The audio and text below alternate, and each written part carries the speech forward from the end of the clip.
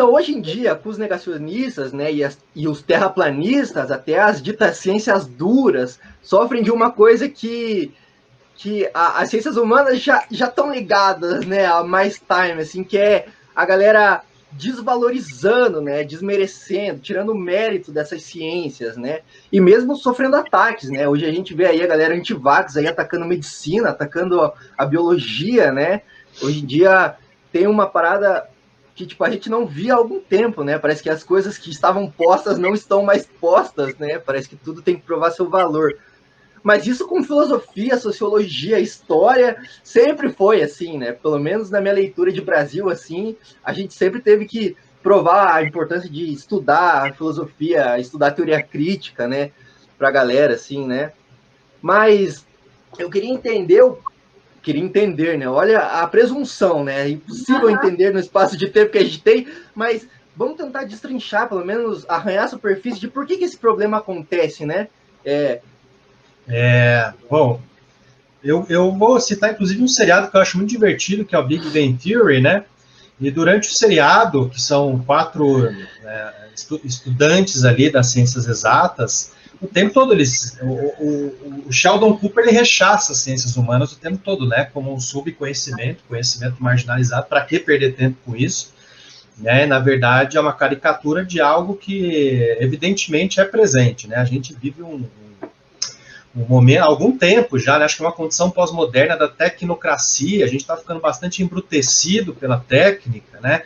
Inclusive os currículos acadêmicos muito voltados especificamente para a técnica, a questão de se formar profissionais especificamente, extremamente técnicos, como se fossem robozinhos, assim, sem questionar o próprio mundo, sem questionar a própria profissão, viram advogados cegos da profissão, sem trabalhar, né, o pensamento crítico, pensamento múltiplo, né, o que, por exemplo, Edgar Morin fala muito sobre isso, de tentar evitar a binaridade, aquele pensamento binário, que também é muito influenciado pela mídia, impactado pela mídia. Você é a favor ou contra? Isso é certo e errado. Os fenômenos têm diversas nuances, né?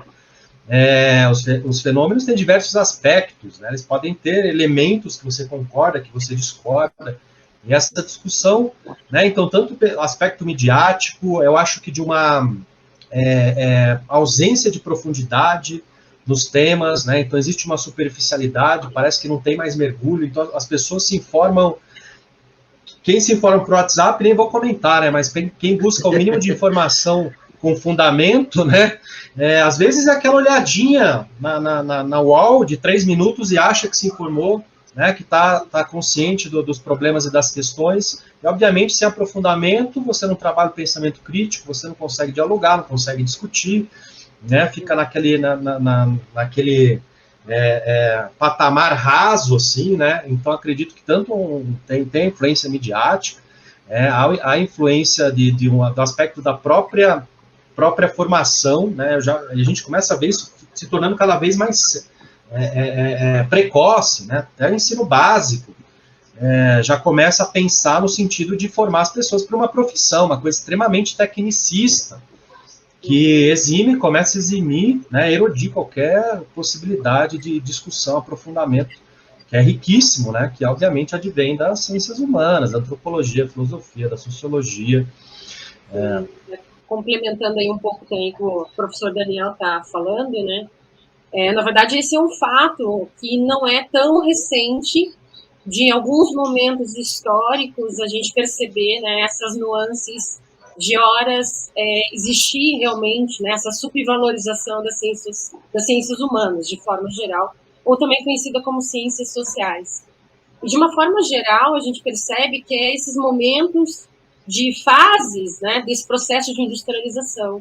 Eu acho que o que agravou muito é, óbvio, a Revolução Industrial.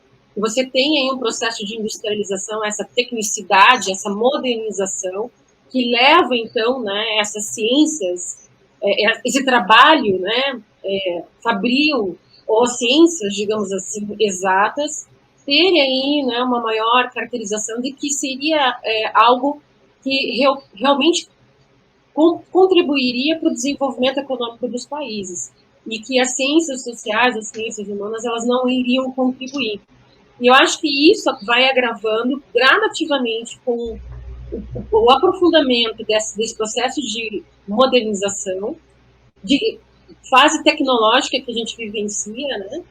Como até o professor comentou ali, a série retrata realmente muito isso, mas a gente tem também a questão política, né? Esses altos e baixos da nossa economia, que contribuem ainda mais para dizer que o que mais importante é, digamos assim, a pessoa ser empreendedora, a pessoa ela estar, né, tipo, trabalhando com um caráter mais técnico e que realmente isso iria contribuir para o crescimento econômico da sociedade.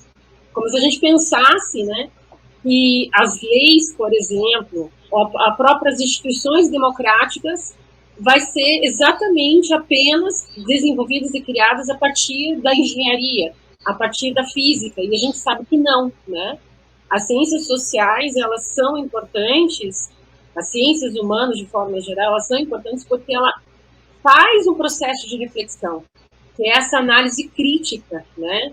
De como a gente analisar o comportamento da sociedade, como a gente analisar a nossa história, o que aconteceu no passado, o que acontece no presente, a questão da filosofia, a questão da ética, como um processo, né, de reflexão, de desconstrução também. Eu acho que isso é extremamente importante. E por isso, né, esses estereótipos que acabam sendo trazidos e consolidam, né, essa ideia de que as ciências humanas ela não é importante, ela é extremamente importante para gerar esse processo de reflexão, até do que a gente está passando dentro dessa sociedade tecnológica, né, essa supermodernização que a gente está, né, vivenciando. E fora que, se eu puder falar um pouquinho assim dentro do que a professora Jennifer e o professor Daniel falaram, eu concordo 1000%, e até foi interessante vocês mencionarem essa questão que aconteceu na série Big Bang Theory, né, que também tem algumas questões marxistas bem evidentes, e que essas séries, elas são também um panorama para que isso provoque o olhar do espectador, né, e tentar, assim, por meio dessa caricatura ali, promover esse pensamento crítico de quem está assistindo. E ter o pensamento crítico também vem da educação, vem da possibilidade de você ter uma capacidade do teu pensamento ter sido provocado desde a infância dentro dessas humanidades. E eu sempre penso bastante naquela questão que a Jennifer trouxe também, nessa questão da educação tecnicista, né, que também mencionou, preparar as pessoas para serem produtivas, entre aspas, aqui para o país. O trabalho, né? Um trabalho, assim, que eu consigo quantificar o que é tangível de alguma forma, né? Ou o famoso, mas o que você vai fazer com isso, né? Para que serve isso? Então, tem sempre uma questão, assim, que é trazida, assim, né? Pelas ciências sociais, humanidades ou humanas, sobre se a arte é um acessório. E quando eu falo arte aqui, eu estou falando de cultura de uma maneira geral. Ela é um acessório? De repente ela é menos importante. Então vamos tirá-la dos conteúdos do ensino médio, do ensino fundamental, né? Vocês até sabem que a gente anda passando por isso por aqui.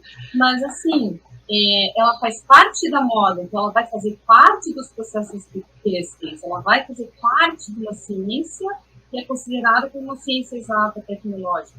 Ela também faz parte, né, de uma composição que também é visual e que vai acarretar no desenvolvimento de uma interface digital tangível, né, que é o computador com o qual a gente está interagindo aqui nesse momento, ou o celular que tanto queremos e que às vezes é super caro, e que tem uma interface de aplicativo com o ícone, que tem muito de semiótica ali dentro também, para que converse com aquele espectador ou com aquele usuário, né?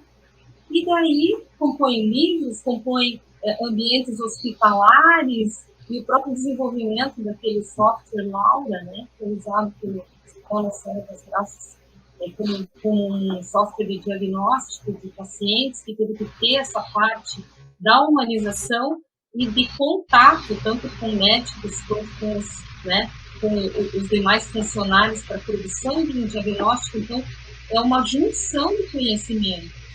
E eu acho que talvez essa reflexão seja muito necessária mesmo por parte dessas autoridades, né? estou fazendo uma provocação aqui, não somente, né, nessas questões de entretenimento, que no meu ver, por isso, muito importantes, né? A gente pensa aqui, às vezes, até nessas questões que vocês disseram sobre as polaridades, como um exagero, realmente, do pensamento, que não considera nenhum cinza, né? O professor Daniel mencionou ali, tudo é um branco no preto, porque a gente não tem esse exercício de pensar como algo considerado essencial, né? E esse exercício do pensar é muito interessante, porque para a criança ele é natural, né?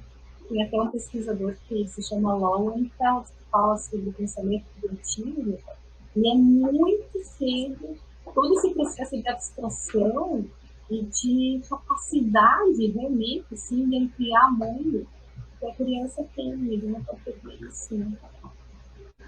Total, total.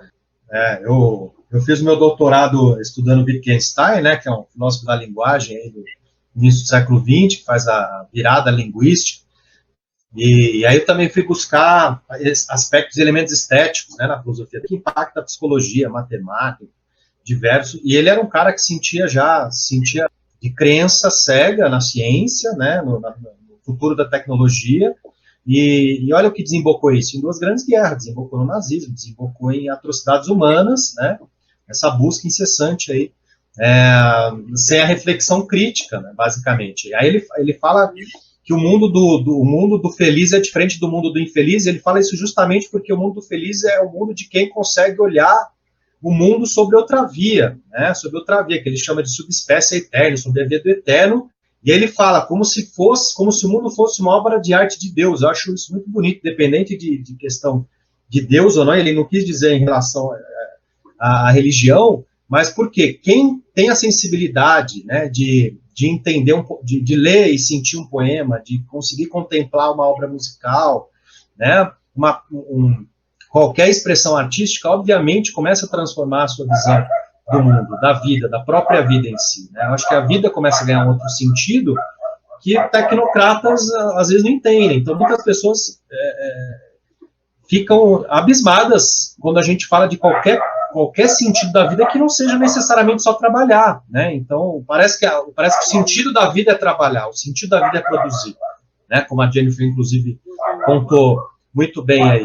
E tanto as ciências humanas, essa reflexão, né, a arte, a estética, enfim, as manifestações mais humanas, elas possibilitam até uma própria forma, uma outra lente, né, outra possibilidade de se enxergar a existência. Então, a gente começa a perceber isso se manifestando, né, em diversos discursos extremamente limitados sobre a existência, como se viver fosse necessariamente só trabalhar, produzir, fazer teu investimento.